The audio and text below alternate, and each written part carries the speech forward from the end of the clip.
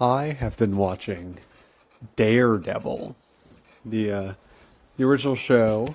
I wanted to catch up so that I could view the new show, and also because I've heard so much about Daredevil. It's supposed to be incredible, one of the best Marvel shows to have ever come out.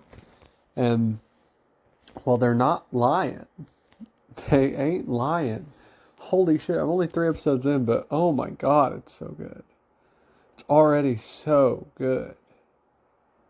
There's like I knew who the villain was, obviously. It's Daredevil, of course. The villain's Kingpin, but like, God, he was just. I'm 3 episodes in, and at the end of the third episode, he finally gets shown. They won't even say his name until the end. And once you get to know his name, like obviously it's Kingpin, but like, well, maybe not while it was airing, people didn't know, but once they tell you his name, then you finally get to see him too.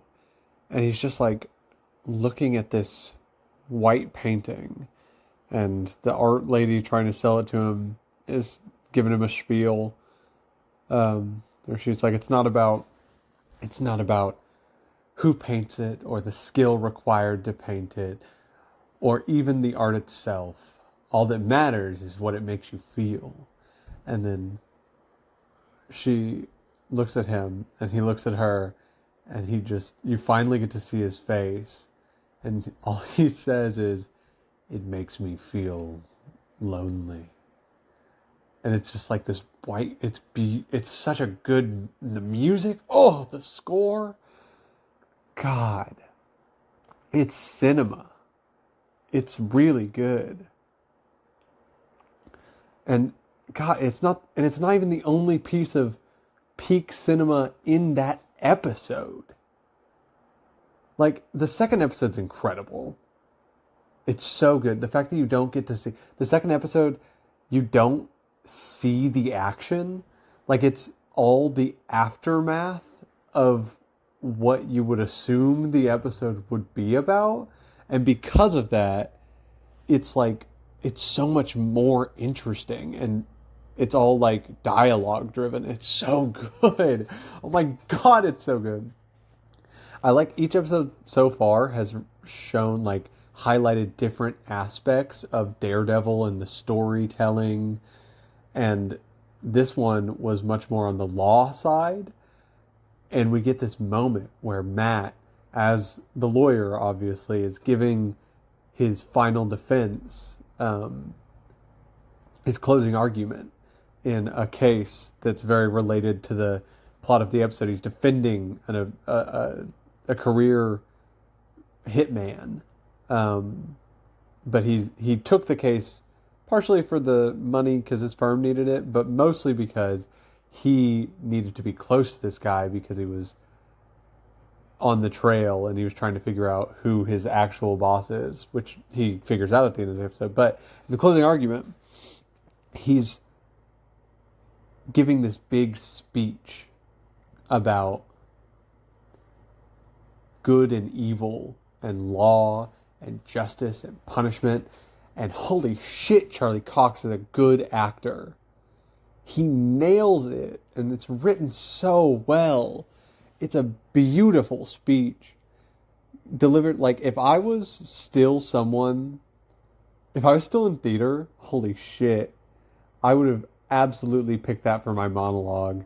Like, high school theater, holy shit, that would have been such a fun monologue to learn and do. It's beautiful. It's so good. It makes me want to make art. You ever see art so good you want to make art? I I do a lot. When you see something like that, when you're someone like me, it's it's hard not to think like, have I have I picked wrong? Did I do the wrong thing choosing the safe, monetarily, you know, uh, rewarding life? Because, like, when I look at that, I know the people who wrote it don't make. I'll make more money than the people who wrote Daredevil, probably. And, but like, they're making fantastic art. They're changing lives. They're making people feel something profound. And my thought's always been that, like, you can make money and have a stable job and still have time to make art. Not as much as you would otherwise, but like, if I had all day to make art, I'd hate it. I'd feel forced to make art. I'd feel, that's not me. But like,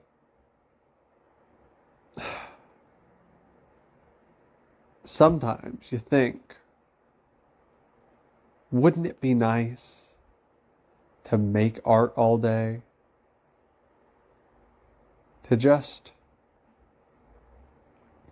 change lives, to have an impact, to make people feel. Whether it be through your writing or the acting or the music or the direction, setting the scene. I mean, even the sound design, like beyond the music, even just the sound design, like there was an artistic vision in this sound design, and it was fully realized, and like, it's part of what made the scene so incredibly compelling. Ugh. It's like, I wish sometimes. Sometimes I wish. But I don't think like that. I mean, I think artistically, and I wish to make art a lot. A lot of the time I'm wishing I could go and make something of substance, to make somebody feel something. But if I sat down and tried to do any form of art for a living, it'd be over. God, I'd resent it so much. I don't believe I could find it compelling. I'd get too bored. I'd move on. I think the only artist's life that I could live would be the kind where, like, you're already independently wealthy and you just jump from thing to thing doing whatever the fuck you want.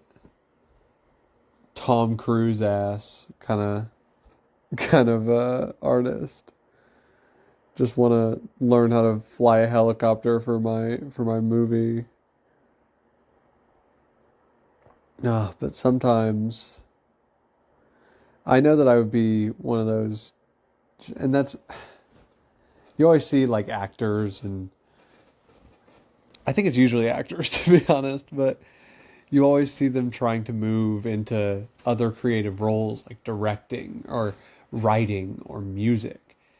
And I get it, like, when you're an actor, I can't imagine it's as creatively fulfilling to say words other people wrote for you as it is to create those words yourself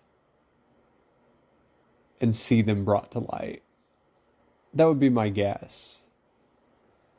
But usually, even when they have a shoe in the show business, it doesn't go well, you know? They are not very good at it. And I know that I wouldn't be very good at it, and that's not the point of art, is not to be good at making it, it's to, express something, but I got a personality with a big flaw. I hate being bad at things. I hate having to start from square one, be a beginner. it's a consequence. I mean, everybody's heard gifted kid syndrome about a million times, but it is real. I mean, it's the reason you hear it. I've been told so many times, and this is, I mean, fuck me, right? Humble brag, barely disguised, but I've been told so often that I'm good at things. I've been consistently lauded um, in certain circles, especially with my friends, being good, just good at things. And when you're told for so much of your life that you're just good at things, man, it feels really shitty to be bad at something. It feels like you weren't meant to do it. If I'm not good at it right away, I wasn't meant to do it, you know? But that's not true, obviously, and everyone knows that. Blah, blah, blah. Everyone's seen a therapist, right? We've all heard it before. It's good to be bad at things. It's the only way to be good. Except that's not true. Sometimes you just start good at things. I start good at a lot of things. And I think a lot of people probably do in different ways. But like, it's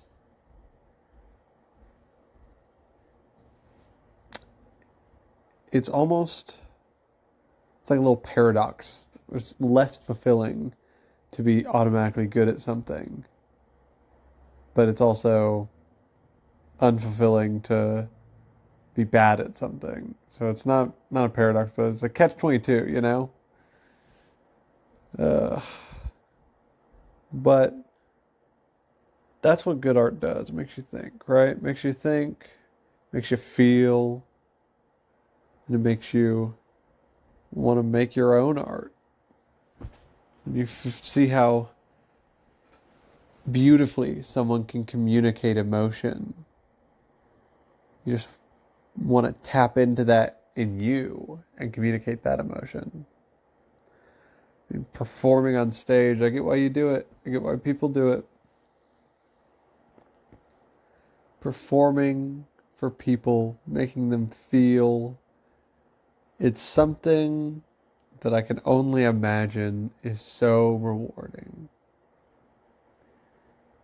I know I've been in performances before. I've never felt artistically fulfilled from them.